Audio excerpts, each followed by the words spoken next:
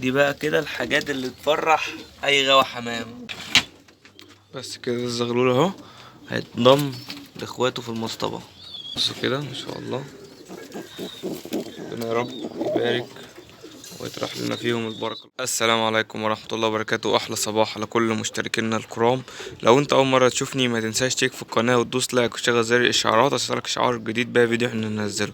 ويا ريت يا شباب نصلي على النبي، اللهم صل وسلم وبارك على سيدنا محمد عليه أفضل الصلاة والسلام.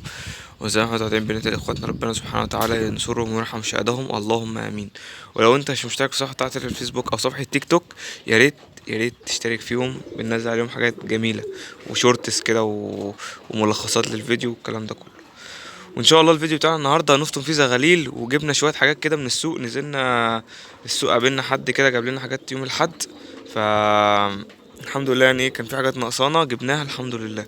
وبرضه يا شباب الناس اللي ما تعرفش، يوسف صبحي عمل قناه جديده على اليوتيوب اسمها تقريبا يوميات يوسف صبحي. خش اتفرج عليها، الراجل رجع الحمام تاني. فعايزين بقى نوريه يوسف صبحي مكانته عندنا ايه.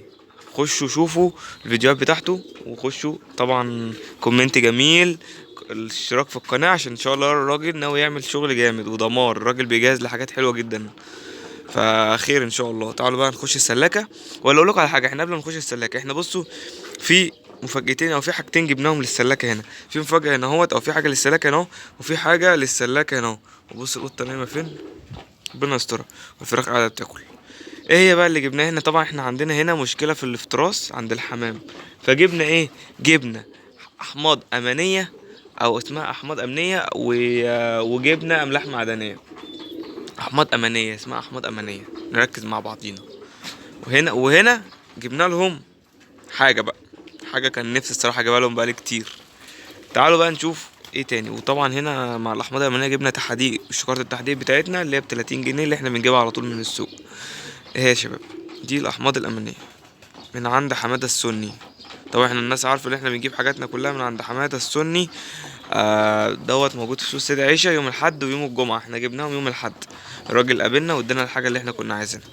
طبعا احنا المشكلة اللي هنا اللي هي عند القص دوت، القص الباكستانيات. القص الباكستانيات عنده مشكلة اللي هو بياكل في الزغيل وفي الافتراس. جربنا اوميجران ما جابش معانا نتيجة، فاحنا هنجرب الاحماض اللي احنا جبناها ديت والاملاح المعدنية ديت.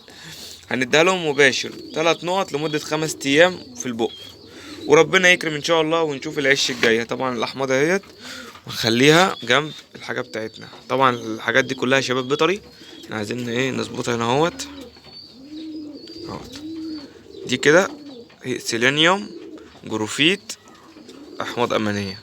ده كده صف العلاج بتاعنا.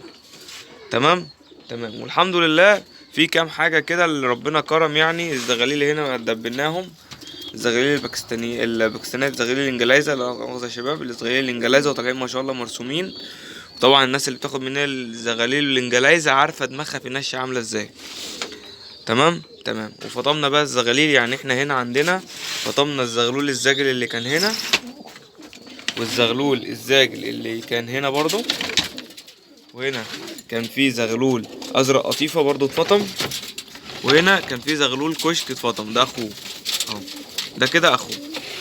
فينهم بقى مهند اهم. طبعا احنا ان شاء الله يعني دول للبيع يا شباب. لو حد عايز منهم اي حاجة يعني للبيع الا الكشك ده، يعني الا الكشك واخوه. ثلاث حاجات دول هما اللي للبيع. عندنا ان شاء الله الزواج للبيض، وعندنا ما شاء الله الزغلول ده. ان شاء الله الزغلول عامل 100 جنيه. طبعا الاسعار رفعت يا شباب وغصب عننا والله، كل حاجه غلت والكلفه رفعت. تمام. وفي كلام اللي كل الفتره الجايه هتنزل، وانا متوقع ذلك. بس ان شاء الله يعني لما الكلفه تنزل بقى الاسعار بقى هننزلها. بس والله غصب عننا احنا بنجيب دلوقتي الكلفه غاليه، الكيلو عامل 15 جنيه وعامل 18 جنيه. فهي كده بالنسبه لي غاليه. انا كنت بجيب الكلفه الكيلو ب13 وساعات ب12 وساعات ب10. فهنعمل ايه غصب عننا دلوقتي؟ برضو لو نزلنا السوق نجيب حاجه مش عارفين نجيبها. الناس نشوف، يعني انا شفت انتهى سحنه والله والله والله لسه عليها ريش وعينيها صفرة، الراجل قال لي 250 جنيه، فحرام. فاحنا معلش احنا الناس بتغلي احنا نغلي، هنعمل ايه طيب؟ غصب عننا وكله يغلي. ما هو انت مش هغلي لوحدي، وانت مش هتغلي لوحدك، كلنا لازم نغلي عشان نعرف ناكل حمامنا. ما احنا الحمام دوت القرش اللي بيجي منه ما بنحطوش في جيبنا، احنا بنروح نجيب بيه كلفه ونجيب بيه علاجات. اهو جايب شويه حاجات احماض امينيه وتحاديق وحاجه تانية في السلاكه التانية. الموضوع دوت صرف معايا في حدود 100 جنيه.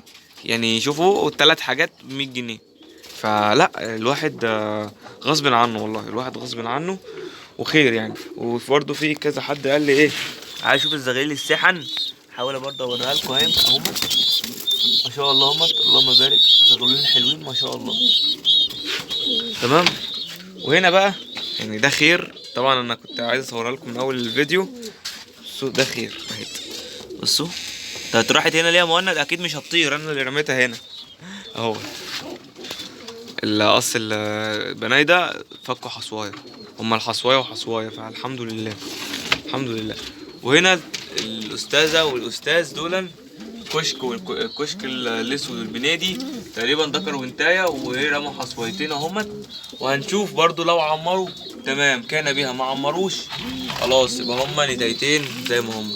عمروا يبقى هما ذكر وانتايه ومصلحة، ونجوزهم لبعض ويبقى عندنا قص ايه شغال. تمام. تعالوا بقى نشوف احنا جبنا ايه في السلاكة التانية. صديق انفض نفسك يا صاحبي، انفض نفسك. تعالوا بقى احنا نشوف احنا جبنا ايه في السلاكة التانية. طبعا الحاجة ديت انا كان بقالي كتير جدا نفسي اجيبها، وطبعا من اقول لكم من ايه، من نص الشتاء كده لما رحت عند ابو يونس كانت هي عنده، فانا قلت الصراحة اني لو لقيتها قدامي هجيبها. ايه هي بقى؟ اهي المسقة ديت، المسقة يا شباب البلاستيك دي. المسقة دي طبعا بتاخد كمية مية كبيرة، برضو ما شاء الله كويسة، بتمنع كذا حاجة. بايه هي اللي انا الحمام بتاعي سايب بالمنظر اللي انتوا شايفينه ده، ففي زبل يعني الفخارة الحمام بيزبل جواها، وانا معلش يعني مش عايز كل يوم والتاني اقعد اعالج. فانا لما جبت ديت عشان خاطر الحمام مش هيعرف اول حاجة يطلع يقف هنا عشان دي هتزحلقه، ثانيا اللي الحمام مش هيعرف يزبل جواها اصلا. ف كويسه يعني، هي كويسه وحلوه اهو. بصوا منظرها من جوه اهي ممتازه. الحمام طبعا شرب. طبعا انا كنت متوقع اللي هو مش هيعرف يشرب، بس هو الحمد لله الحمام شرب.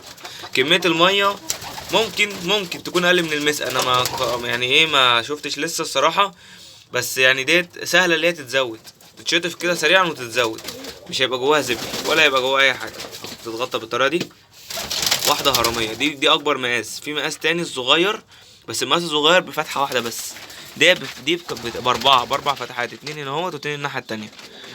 وكويس يعني هي هتقضي الغرض معانا وحلوه يعني. الواحد هيعمل ايه تاني؟ مش هيعمل حاجه تاني. ما شاء الله الحمام قاعد اهوت، وجوه هنا الزواجل قاعد على الحصى. انا مش عايز ازعجهم، انا محتاج اجيب المسقه دي عشان اغسلها عشان احطها لهم. يعني انا بص نسيت المسقه، بص عليها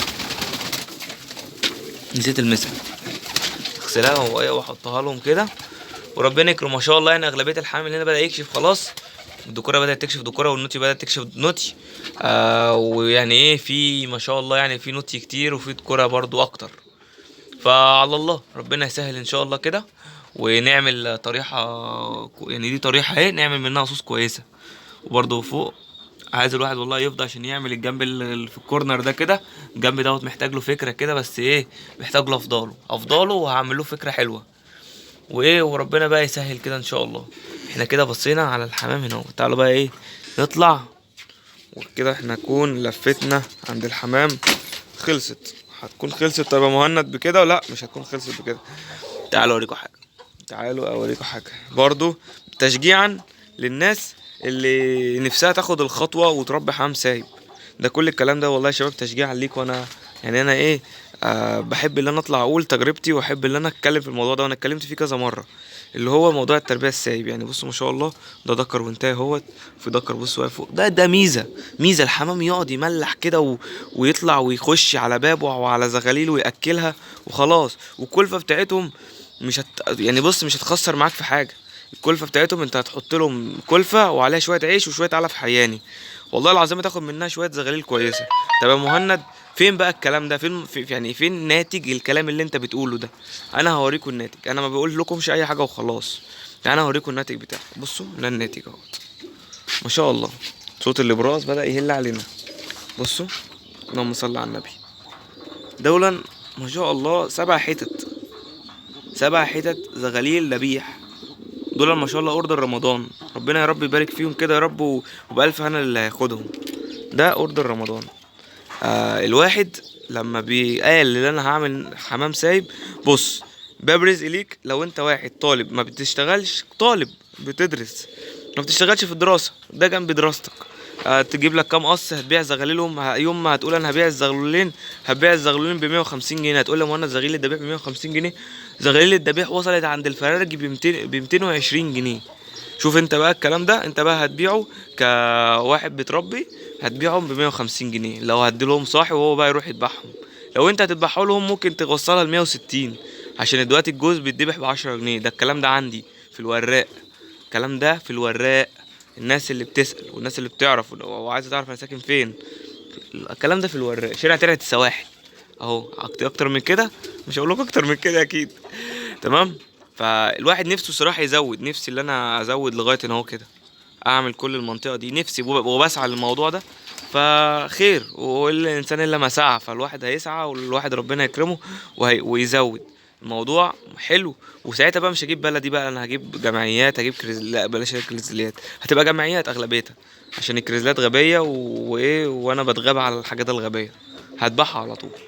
فخير ان شاء الله. بص الفراخ طالعه عماله تاكل، ودول انا عايشين قصه حب وبس.